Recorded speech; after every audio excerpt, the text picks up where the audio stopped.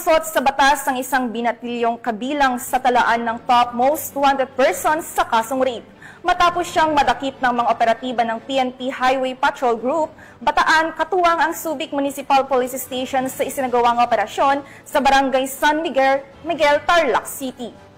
Ang kanyang pagkakaaresto ay patunay na walang pinipiling edad o lugar ang batas pagdating sa pagkamit ng hustisya para sa mga biktima. Nakibalita dyan si Patrolman Mark Roland Feliciano.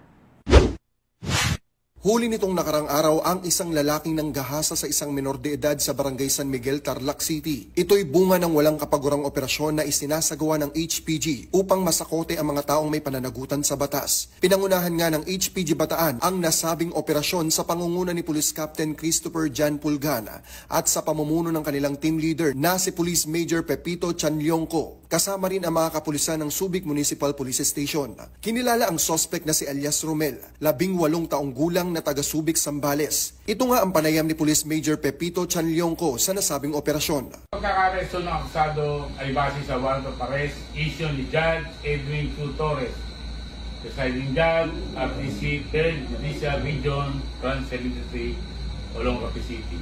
Ang akusado ay kabilang sa most wanted person sa kasong statutory rape with no recommended bail. At siya ngayon kasalukuyang nakapiit sa Subic LPS Detention Facility.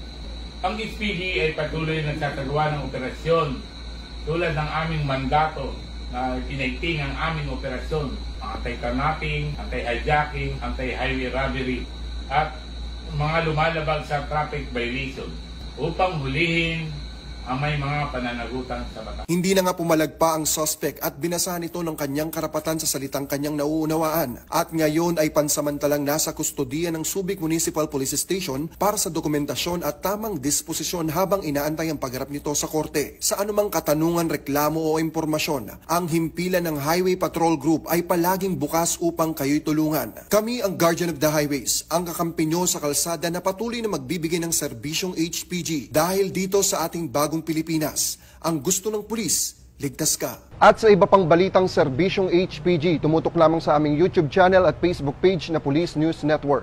Mula sa tanggapan ng kakampi nyo sa kalsada, ako po si Patrolman Mark Roland Feliciano para sa Police News Network. Alagad ng batas, tagataguyod ng balitang pulis.